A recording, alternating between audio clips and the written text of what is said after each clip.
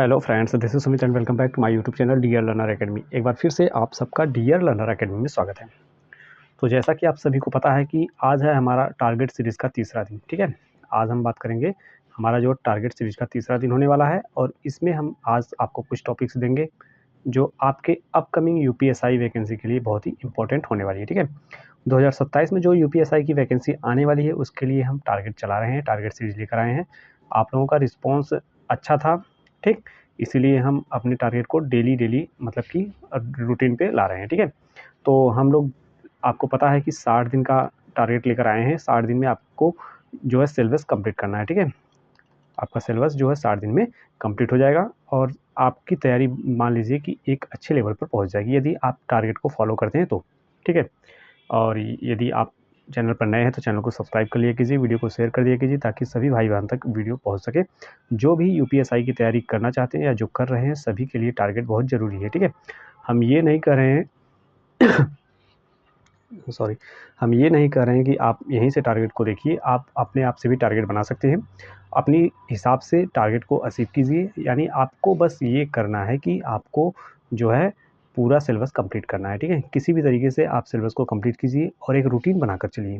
ठीक, रूटीन के तहत चलेंगे तो आपका सिलेबस भी कंप्लीट हो जाएगा, आपको कोई भार भी नहीं महसूस होगा और क्या पढ़ना है वो ही टॉपिक हम आपको यहाँ पर दे रहे हैं। ठीक है, जहाँ से क्वेश्चंस बनते हैं या फिर जहाँ से बार-बार पूछे जाते हैं, क्या गलतियाँ हो रही हैं उसका भी हम आपको बताते चलेंगे कि नहीं यहाँ पे आप लोग गलत कर रहे हैं या फिर यहाँ पे आपको क्या करना चाहिए, वैसे रूटीन आपको तैयार करके देंगे। ठीक है, तो रही बात, ये आज है हमारा तीसरा दिन।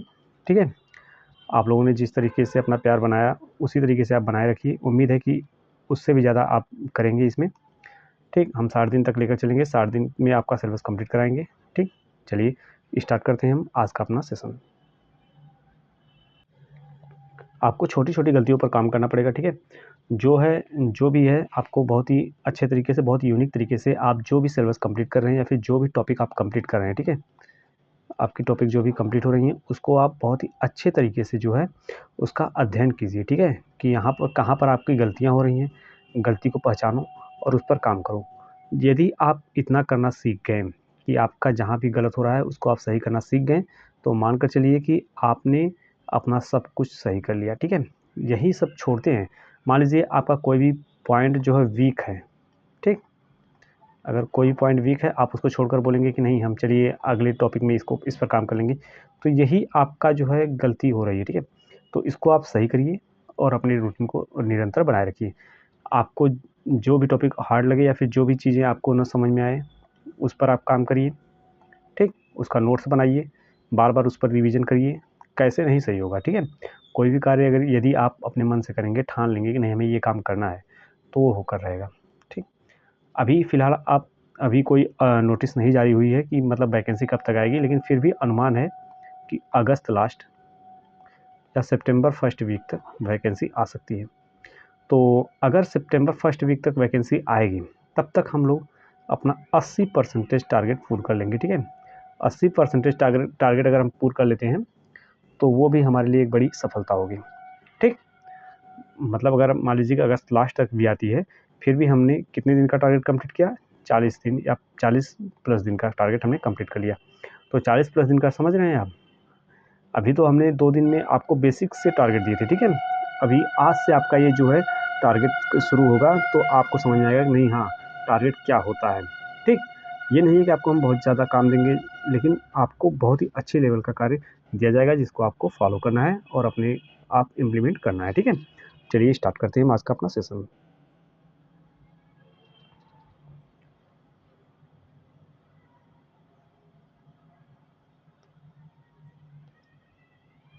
सबसे पहले हम बात करें हिंदी की, तो हिंदी में हमको क्या पढ़ना है, हिंदी में हमको क्या पढ़ना है। सबसे पहले तो आप, आज का टारगेट रहेगा आपका, आपको क्या करना है, विश्व हिंदी सम्मेलन तैयार करना है। ठीक है, विश्व हिंदी सम्मेलन, जितने भी सम्मेलन आज तक हुए हैं उसको आपको तैयार करना है। टोटल 12 सम्मेलन हुए थे, 12वां आपका नॉर्डिक फिजी में हुआ था। ठीक है, ये शायद 2023 में हुआ था। ठीक है, तो ये था आपका 12वां सम्मेलन, ठीक, आखिरी, और पहला भारत में हुआ था, ठीक, पहला भारत में हुआ था। तो आपको क्या करना है, विश्व हिंदी सम्मेलन के बारे में आपको 12 टॉपिक तैयार करने हैं कि मतलब कौन सा सम्मेलन कब हुआ था, उसका वाक्य क्या था और किस सन में हुआ था, ठीक, ये तैयार करना है। कहाँ पर हुआ था, क्या क्या तैयार करना है, कहाँ हुआ, कब हुआ, इसका वाक्य क्या था, ठीक है, ठीक, वाक्य क्या था, ये 3 बातें आपको याद करनी है। 12 सम्मेलन है, बहुत ही अच्छे तरीके से आप 2-3 बार रिवीजन करेंगे, तैयार हो जाएगा, ठीक है। इसके बाद बात करें, तो यदि हम इसके बाद की बात करें तो हमें क्या करना है, दूसरा पॉइंट,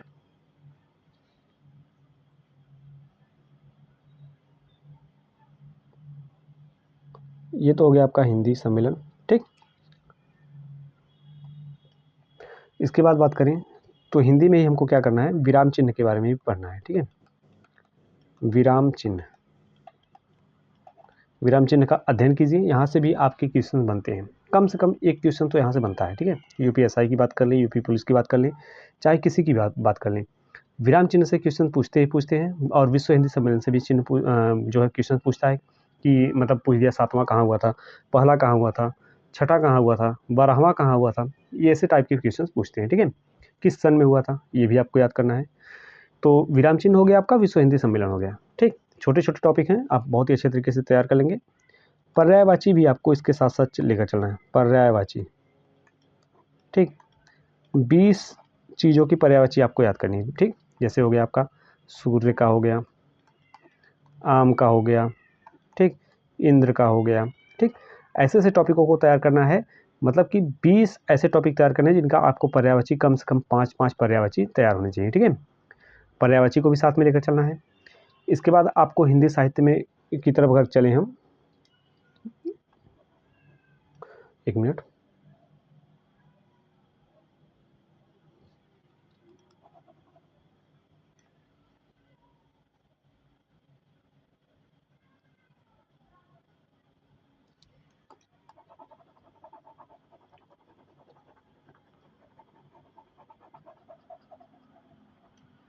एक मिनट,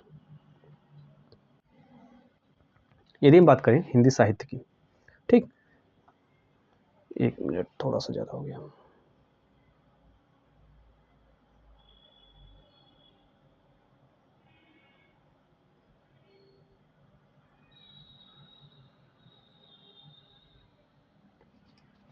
ठीक। अगर हम बात करें हिंदी साहित्य की,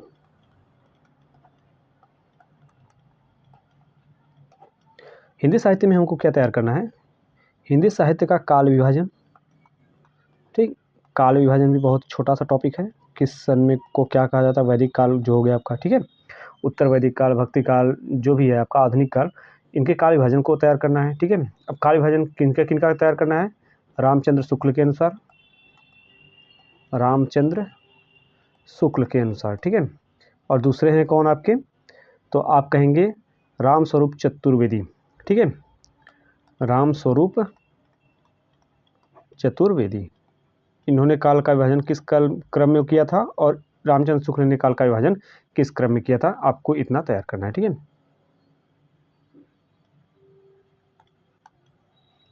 ये आपको तैयार करना है। इसी में आपको क्या तैयार करना है, आदिकाल के कुछ प्रमुख कवि हो गए, आदिकाल के प्रमुख कवि, ठीक है, जैसे हो गया आपका नरपति नाल, नरपति नाल और इनकी रचना, ठीक है, आदिकाल के प्रमुख कवि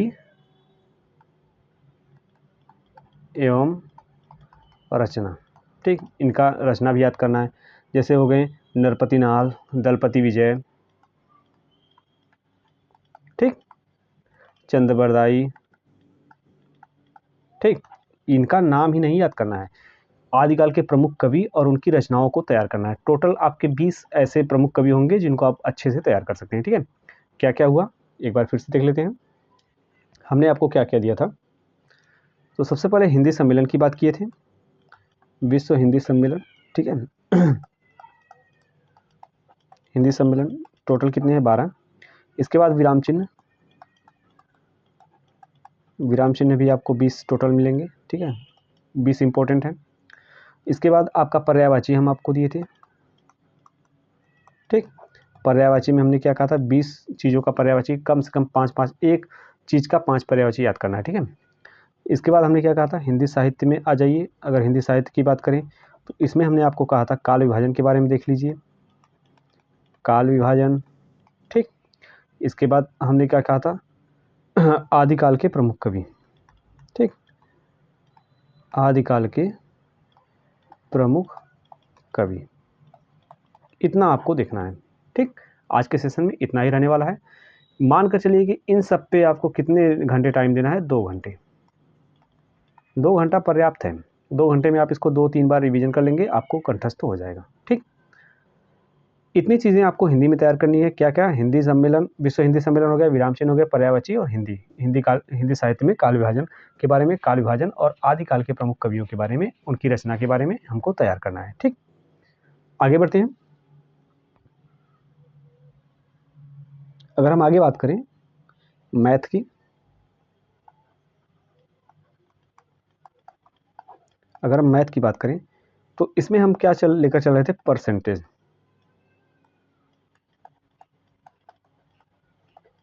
ठीक। परसेंटेज लेकर चल रहे थे। परसेंटेज में हमने कुछ टॉपिक देखे थे, जैसे दशमलव में बदलना, ठीक है। अगर प्रतिशत कमी या प्रतिशत वृद्धि के बारे में देखा था। अब हम आज देंगे आपको आय व्यय में वृद्धि या कमी के बारे में परसेंटेज निकालना है, ठीक है, इसके बारे में। और परीक्षा में पास फेल से संबंधित क्वेश्चंस को हल करना है, पास फेल, ठीक। इन टॉपिकों को आपको हल करना है। टोटल इससे आपके केवल 50 क्वेश्चन आपको लगाने हैं, ठीक है।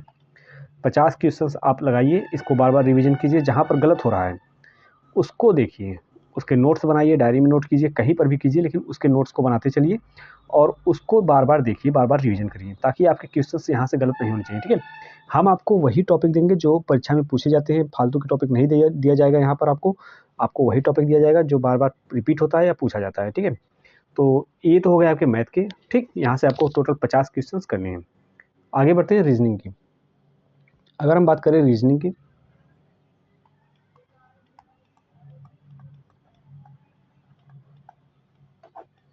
रीजनिंग में क्या दिया गया है, हमने आपको कल दिया था कोडिंग डिकोडिंग, ठीक। कोडिंग डिकोडिंग इसमें अब देखो, आपको हमने कहा था कि अब यूनिक तरीके से आपको दिया जाएगा कि क्या तैयार करना है। तो हमने कल मिसलेनियस टाइप दे दिया था कि आपको 50 क्वेश्चन कोडिंग डिकोडिंग के करने हैं, ठीक। लेकिन अब आप हमारे हिसाब से चलेंगे लेटर कोडिंग। आज आपको तैयार करना है लेटर कोडिंग, ठीक। उसके बाद दूसरा पॉइंट क्या है आपका, नंबर कोडिंग, ठीक। इसके बाद है आपका क्या, मिक्स्ड कोडिंग, ठीक है।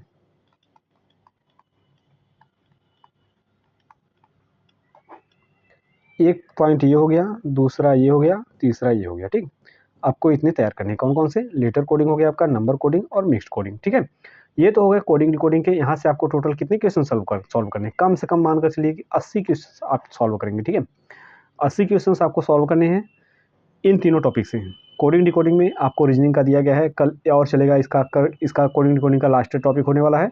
उसमें हम बताएंगे कि आपको कौन सा और बचा हुआ है जो आपको सॉल्व करना है, ठीक। आगे बढ़ते हैं। अगर हम बात करें पॉलिटी की, ठीक, किसकी बात करेंगे,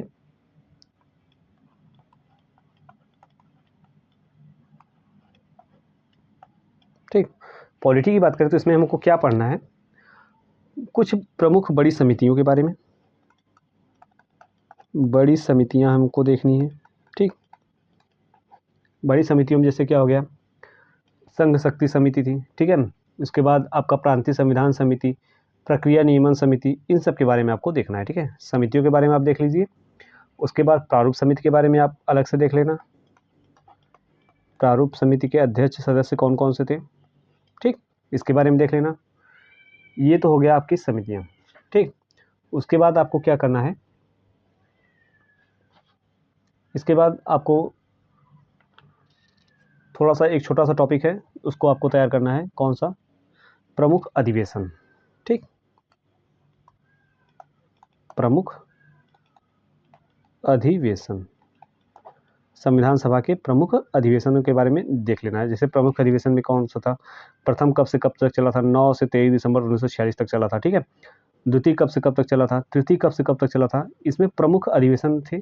प्रमुख अधिवेशनों में टोटल 12 अधिवेशन आते हैं। इन सबको आपको बहुत अच्छे तरीके से तैयार कर लेना है, ठीक है। ये तो हो गया पॉलिटी का भाग, ठीक है। पॉलिटी में हमने क्या क्या देखा, भाग देख लिए, अनुसूचियाँ देख ली, ठीक। उसके बाद संविधान सभा का गठन देख लिया, उसमें उद्देश्य प्रस्ताव, क्रिप्स मिशन, शिमला समझौता, ये सब हो गया था। और आज हम देखेंगे कुछ बड़ी समितियां, प्रमुख समितियों के बारे में आज देखेंगे, और प्रारूप समिति और प्रमुख अधिवेशनों के बारे में हम अध्ययन करेंगे। इतना आप लोग इसमें कर लीजिएगा। उसके बाद आपका बचता है क्या, मूल विधि, ठीक। अब आज से हम मूल विधि के भी कुछ टॉपिक देंगे। अगला पॉइंट है क्या, मूल विधि, ठीक। अगर मूल विधि की बात करें, इसमें आपको बस एक छोटा सा टॉपिक तैयार करना है, क्या, महिला संरक्षण अधिनियम, ठीक। महिला संरक्षण अधिनियम, ये आपको टॉपिक अच्छे से तैयार कर लेना है। हमने आपको बुक बताई थी, यदि आप उसके पास है तो ठीक है, नहीं तो आप तैयार कर सकते हैं, पीडीएफ द्वारा तैयार कर सकते हैं। आपको पीडीएफ ऑनलाइन मिल जाएगी, नेट से निकाल सकते हैं। और यदि आप कहेंगे तो हम इस पर आपके लिए वीडियो भी ला देंगे, ठीक है। तो ये तो हो गया आज का हमारा सिलेबस, मतलब कि आज का हमारा टॉपिक। टारगेट सीरीज़ का तीसरा दिन था। इसमें 2 दिनों में आपने हमें जो सपोर्ट किया है, उम्मीद है कि वैसा ही सपोर्ट हमें तीसरे दिन भी मिलेगा, ठीक है। ये टारगेट आपको 60 दिनों तक मिलता रहेगा। 60 दिन में आपकी यूपीएससी का जो सिलेबस है पूरा कंप्लीट करा लिया जाएगा, और अपकमिंग वैकेंसी के लिए आप तैयार पहले से रहेंगे। ये आप भरोसा रखिए, आपको टारगेट डेली दिया जाएगा। और एग्ज़ाम से पहले जब आपका नोटिफिकेशन आउट होगा, ठीक है, आपको बस क्या करना रहेगा, रिवीजन। ये हमारी गारंटी है कि आपको बस रिवीजन के अलावा और कुछ भी नहीं करना होगा। यदि आप टाइम देंगे तो, यानी आप हमें फॉलो करेंगे तो। सबसे बड़ी बात है कि फॉलो करना, ठीक है। हमारे टारगेट को फॉलो कीजिए, वीडियो को शेयर करते रहिए ताकि वीडियो सभी तक पहुंच सके, ठीक। चलिए फिर मिलते हैं अगले वीडियो में, तब तक के लिए धन्यवाद।